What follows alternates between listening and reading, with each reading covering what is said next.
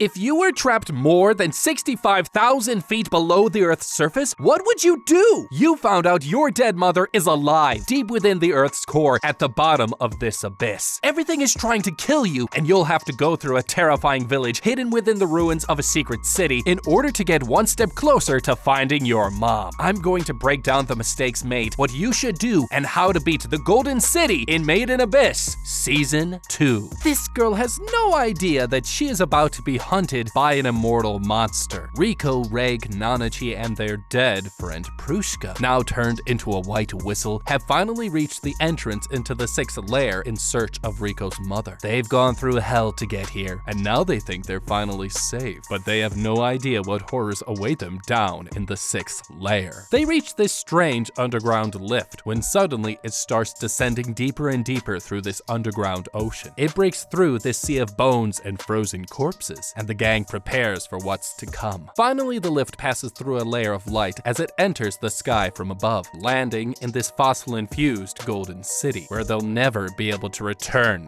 from. They explore the mysterious ruined city and wonder who or what built it, not realizing the truth is more horrifying than they could imagine. They begin to explore and Riko gets too excited, but Nanachi says that they need to focus on setting up a camp. They have no map for this place and no way of knowing where this place leads to. They see different animals and peaceful monsters in the distance. Then, they come across this nest and go steal its eggs. But that's when Nanachi hears a noise from back outside, and they go to check it out. And that was their biggest mistake. All of a sudden, they see a giant fireball form in the distance, causing horrifying meteorites to come crashing down on them. Poison gas then starts to emit from the crash sites, as more and more fireballs come raining down on them, and the gang runs for their sweet lives. Whoa, okay. These kids have been playing with fire for far too long, and it's amazing that nothing worse has happened to them. They've so far traveled 6 layers deep into the Earth's core, which means that's a long freaking way down into the Earth, since they began this journey with only just Riko and Reg. And they've gotten lucky with Riko simply getting a minor brutal injury along the way, and during their journey on the way down, they bumped into this furball Nanachi, who lost her best friend down here, and also kinda sorta Nanachi did ask Reg to vaporize her best friend on purpose, so there's that. And also they had to survive Bondru the novel in order to get down to the 6th lair, a place where only the best and a few white whistles have ever gone to. But if that's the case, and they finally made it to a place where only a few of the best have gone, then why are they acting so stupid? This 6th layer of the abyss is absolutely horrifying. From this point on, it is physically impossible to return to the surface unless you're Reg, and this place is known by white whistles as the last dive, as in no explorer that has gone down here has ever returned to the surface, which if we compare to real-life diving kinda makes sense, as ascending from a deep, real underwater dive quickly can lead to decompression illness. However, trying to ascend within the abyss will provide you with the most horrifying death, all because of the abyss's curse, which means these guys are stuck here within the 6th lair. And to top it off, there are creatures here of absurd to extraordinary levels of danger. And to top it off, there's these poisonous geothermal vents that can rain down hellfire upon them. They knew it was dangerous to travel down here, and they're traveling with Reg, a relic from the abyss of unknown origin. This means that Riko and her gang should have been playing it way more carefully from the get-go and should not have rushed into exploring too much of the area without first properly taking into account their surroundings. In this case, my advice for these kids could have been similar to those lost in the woods. They should have stopped and moved with only the purpose of finding shelter and a potential water source, at least for the first night. Then they should have carefully started to explore the nearby surrounding areas and take detailed accounts of what they see around them nearby, which would have been a much more useful undertaking and could have allowed them to more accurately and more methodically take notes as to what horrors or beauty they could have seen down here, because at this point, writing down everything they see, hear, or smell will prove to be insanely valuable for future generations of white whistles who may make it down here. Riko's team was moving way too fast and way too carefree, and this type of happy-go-lucky attitude will soon get one of them killed. They managed to outrun the fireball death area, and then decide to send a letter back to the top layer of the abyss to let their city know that they're still alive. But in the 6th layer, nothing can escape. They then try to send off this letter in this makeshift hot air balloon, but these flying creatures suddenly destroy it as it ascends into the air. Reg and Nanachi begin to worry if this is a sign for things to come, but Riko shrugs it off and mentions that they should all head to bed, not realizing that they're being watched in the distance by this mysterious creature, the same creature that will kill everyone in a matter of days. They wake up the next morning as Riko realizes in shock that her white whistle Prushka is missing. They then come across this left behind drawing and realize that someone snuck through Reg's defenses and stole it while they were sleeping. The gang then decides to track Prushka down as Reg tries to follow its scent.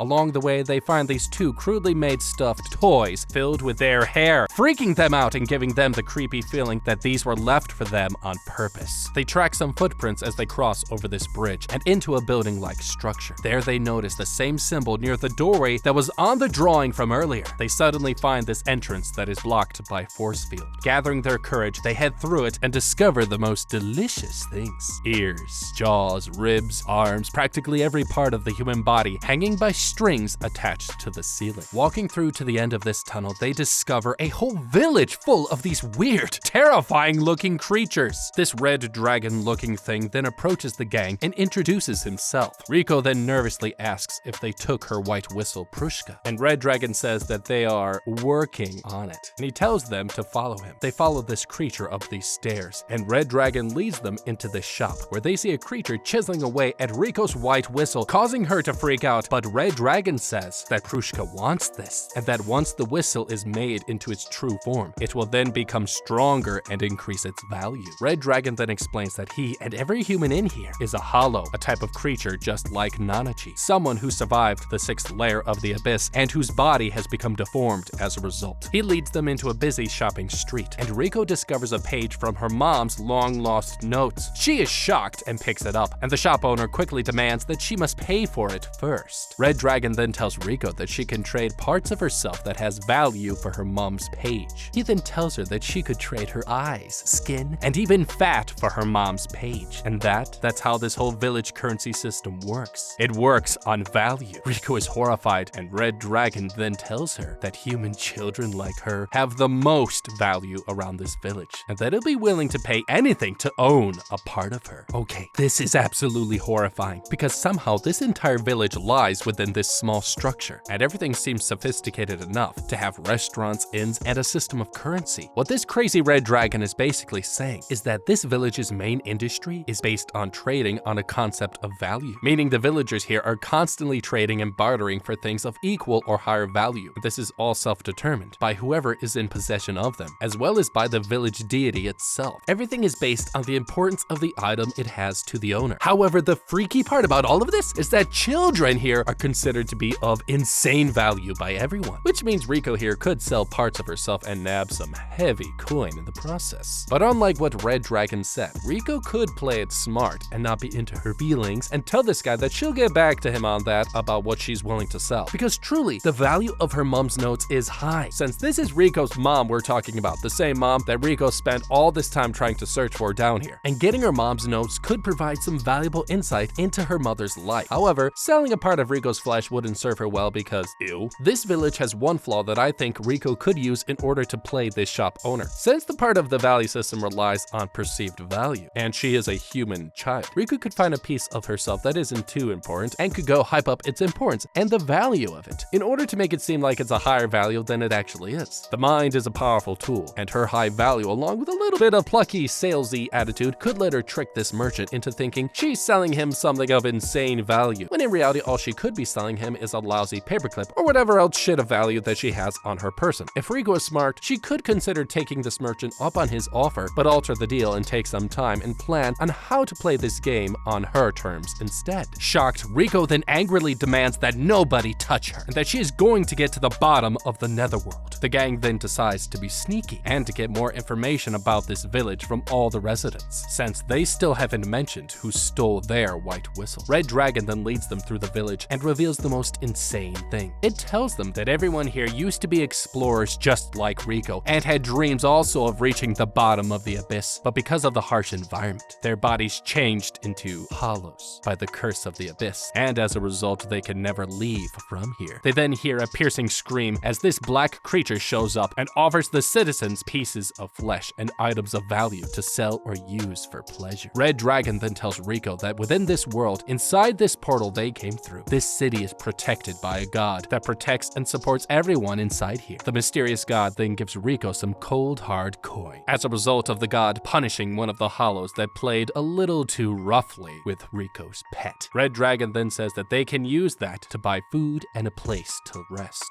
Oh, they have no idea the horrors that are going to come their way. Later, Rico feels sick and decides to rest. So Reg and Nanachi go to do some exploring. They run into Red Dragon again, and they hear a terrifying noise outside of the portal. Crowds quickly begin to form as everyone heads for the portal entrance. Red Dragon then tells them that all of these people, or hollow here, are coming to see a terrifying female creature known as Faputa, an immortal being that can travel anywhere in the abyss except through this portal. Nanachi then thinks that Faputa is the one who stole Riko's white whistle, and she asks Reg to go check it out. Near the entrance of the city, Reg then heads through the portal and sees a sinister figure sitting on top of a mysterious robot. This is Faputa, Princess of the Hollows. Suddenly, this creature attacks Reg and asks him what happened to his arm. Reg then has a crazy flashback of this girl, and he thinks that somehow he knows her from his past. She then calls Reg by name, confirming it. However, because of Reg's memory loss since Riko first found him, he doesn't remember anything.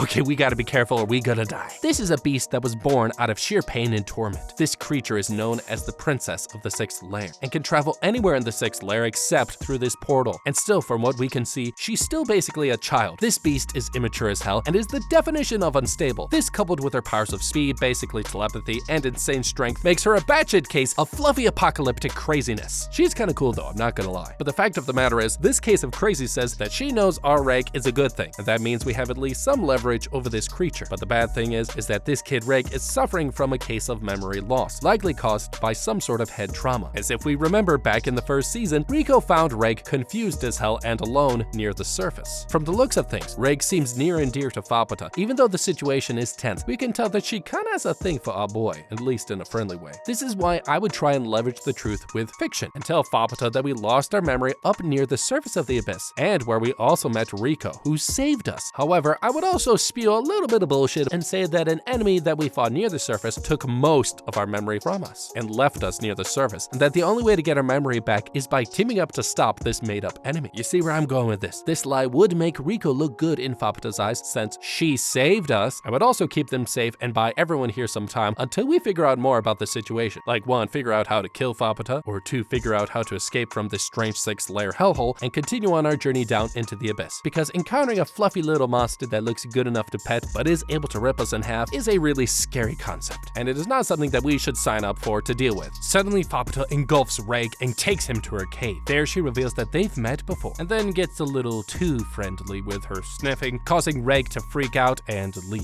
Back within the portal to the village, Nanachi finds out from Red Dragon that her best friend from the abyss that died long ago is actually alive and within the possession of someone in this village. Horrified, she forces Red Dragon to guide her to where this creature is located. They enter this dark cave and come across this horrifying serpent skeleton thing, and it reveals to Nanachi her old friend from the abyss, a hollow just like Nanachi, and someone who she saw die with her very own eyes, shocking Nanachi to the bone. Back outside the village, Reg bumps into Faputa's Iron Giant bodyguard, and he offers to guide him back to the village. On the way, Iron Giant tells Reg that it thinks he was created by the same person who made all of these robots. He mentions that all of these robots were designed to maintain order and placed in all layers of the abyss. However, he's lost all contact with the other robots since way back, and doesn't know how many of them are still left, not having access to his past or knowing who or what he is. The Iron Giant encourages Reg to go find out his origin story and track down who or what made them. Back in the village, Riko asks this one creature where it thinks Reg and Nanachi went, and it tells her that most likely they went snooping near the edge of the village, telling Riko that the secret to this village lies down in this trench, along with something horrifying lurking beneath the surface. Riko heads down into the trench along with a weird friend that she picked up during her time in the village, the same one who played a little too roughly with her pet from earlier and got its insides and all of its stuff ripped out of its butthole by the god of this place. Great choice, Riko. Down there, they discover this strange human-like person chained up and surrounded by these strange black worms. She introduces herself as Vueko, and Riko asks if she might know where her friends are located. She tells Riko that she has a deep connection with this village and knows where one of them may be. Vueko reveals to Riko that the origins of this village are horrifying, and mentions that she tried to put a stop to it long ago, but as a result got imprisoned in this hole. Riko then breaks Vueko free, and she takes her to the location where Nanachi is, worried that the village folk might find out that she's escaped. She tells Riko to go through this door alone, and in there she finds something horrifying. horrified. She discovers that Nanachi has sold herself to this red-eyed skeleton snake thing in exchange to set her long-lost friend free. She carefully approaches the creature, and that was her biggest mistake. The red-eyed skeleton snake thing tells Riko that because she's a child, she holds incredible value, and says that it would be willing to let Nanachi go if Riko sold both her eyes, both legs, or half of her organs inside of her.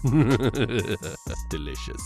Okay, whoa! This is crazy, because this red-eyed skeleton snake thing is known around here as one of the top dogs, one of the 3 sages, and his personality is the type that he will do whatever it takes to get what he wants, even if it means destroying his own body in order to get it. Picture a rat knowingly getting stuck in a rat trap in order to taste a small piece of cheese. That's what this guy is, i.e. a nut job. This creature that Nanachi enslaved herself for is known as Midi. Years ago, Midi and Nanachi were both humans and best friends who transformed into these creatures as a result of this guy Bond drew the novel doing horrifying experiments on them in the abyss. However, the real Midi died in the first season. So long story short, Red-Eye Skeleton Snake Thing basically used his magical voodoo powers and created his own version of Midi down here. The fact is that Midi turned into an immortal creature as a result from those experiments. This means that she cannot really die. And this is what allows Red-Eye Skeleton Snake Thing here to constantly feed on her flesh and never run out of food. Because Nanachi is such a darn good best friend, her selling herself to this guy means that he must have found her even more valuable than Midi herself. And knowing this guy's personality, the horrifying offer that he presented to us is one that he will probably not back down from. But here's the crazy thing, because we know that living without both eyes or both legs could be problematic. However, this dude's offer of taking half of all our organs, as horrifying as it may seem, is entirely possible, as only 5 organs are only truly necessary for our survival. The brain, heart, liver, 1 kidney, and 1 lung. The bare minimum. But even if that is optional, kind of, and with 78 organs in total in the entire body, this means that you could live without things like your gallbladder. But if you wanted to get even weirder, in theory, surgeons could remove your lower spine, larynx, tongue, butthole, and if you want to be supported by machines in an intensive care unit, you could even live without your skull. So Red-Eye Skeleton's offer here means that there are thousands of horrifying ways to skin this cat. However, I'm not looking for this guy to put his creepy paws on me. Oh no, no, no, no, no. I would therefore suggest a trump card, and in this case, it would be eat my shit. Hear me out now, your toilet takes the bare end of your bottom on the daily, so don't complain. There are many more uses for your shit than you may realize. The methane contained inside your shit can be used as transport fuel and to heat up homes, and you can use it as fertilizer. And if that didn't tickle your bottom enough, the scientists of the University of the West of England have created a device that can generate electricity from pee. That's right, folks, the experiment had a urinal be contained with microbial fuel cells, which are filled with live microbes that feed on urine. And through the biochemical energy through that microbe's use, it converts this into electricity. The point is that we could tell Red-Eye Skeleton Snake Thing here that while he can't take any of our tasty organs, we can offer him a way to produce electricity for the whole village, and even show him various ways that he could use our own pee and poop. And we could even say that we had a wicked case of IBS to swing the deal. Take that, Red-Eye Skeleton Snake Thing. Eat my shit.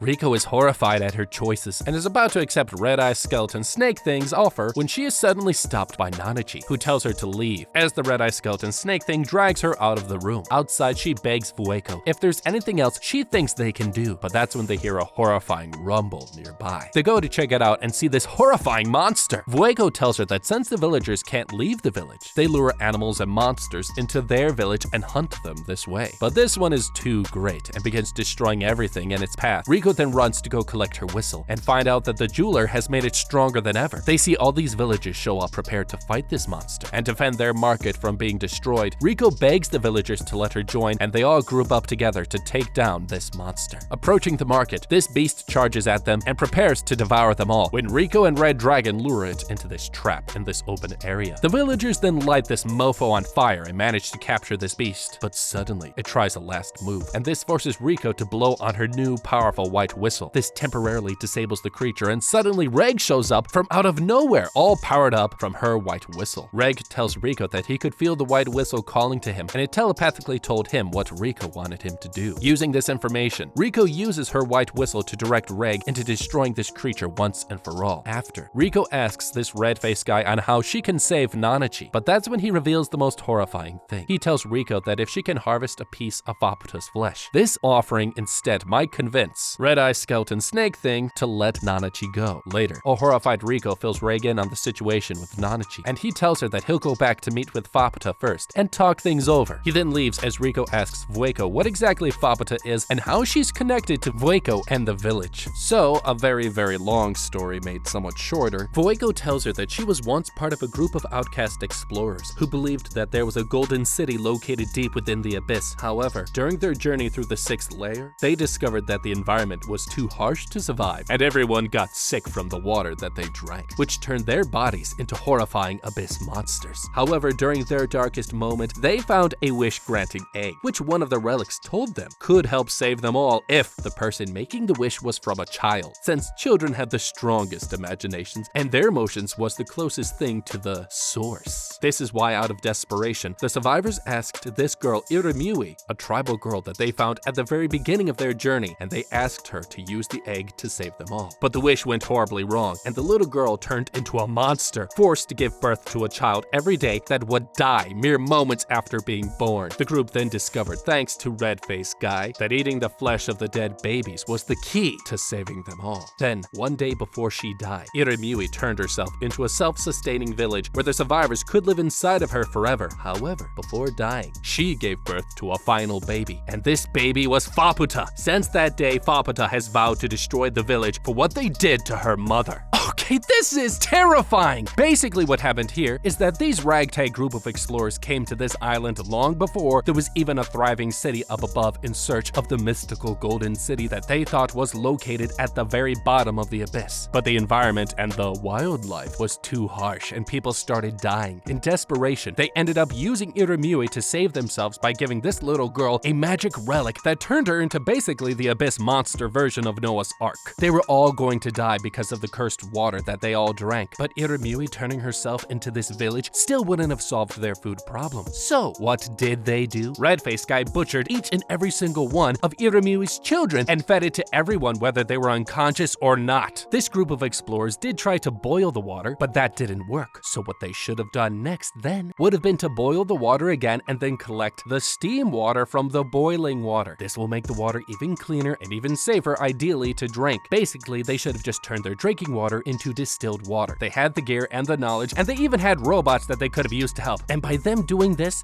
will help further ensure that the diseased-filled, body-morphing cursed water that they found in that cave that's filled with particulates that they talked about wouldn't stain the water that they're drinking, ideally. Now, we don't know how resistant to heat these particulates are, but drinking steam water is way safer than just drinking their boiled water, which clearly they found out didn't work. And also, this red-faced guy here was their leader and basically the one calling the shots. He was the one who butchered Irumui's children. If I was Rico and Reg, I would work on finding out some way or some proof to incriminate him and reveal it to Fapata and tell her that he's really the one to blame. Because us being in the middle of all of this drama means that we are guilty by literally association to all of these villagers. And us trying to leave the village and fudging all of this likely wouldn't work either, as we'd likely get brutally slaughtered by Fapata the moment we set foot outside of the village's fortified perimeter, where Fapata could easily get to us. The most pressing matter that we have is figuring out how to stop Fapata or direct her aggression to someone that isn't us, since their problem has now become our problem. Later, Reg returns to Rico and tells her that he's convinced Fapata to cut off one of her arms, and that they can now use this to exchange it for Nanachi and free her. However, the sight of the arm shocks the whole village. Vueko asks Reg how did he manage to convince Fapata to cut off a piece of her arm, but Reg hesitates to tell her. He says that in exchange for her arm, Fapata wants him to destroy the village force field in order to let her enter and kill everyone. The whole village is shocked, and Red-Faced Guy discovers Vueko's disguise. Rico then asks Red-Faced Guy if he's actually using her and Reg and Nanachi to help him and his villagers one day escape from this village prison and to continue on their journey down into the abyss. Red-Faced Guy doesn't deny it, but he tells her that it's her choice to decide on what fate will become of everyone here. Suddenly they hear a terrifying rumble from beneath their feet, and then another monster, Drymo, one of the three sages, bursts through the ground. It's here to kill and take Fapata's missing arm. Reg then leads the monster away as Red-Faced Guy grabs Vueko and forces her to watch the horror unfold. He then tells her that this monster is actually a guardian, and it only comes out when the village is under threat. Reg tries to outrun the monster, but it blocks all the exits and has him cornered. Suddenly, Reg hears Vueko yell out that the monster is not here to steal the arm, but to kill them. Reg looks around helplessly as he sees this monster about to devour all of his friends. With no options left, Reg uses up the one move that he has, and he fires fires his hand cannon right at this beast, blasting a horrifying beam of energy right through its body, destroying everything in front and behind it, vaporizing a hole right through the protective force field around the village. That was his biggest mistake.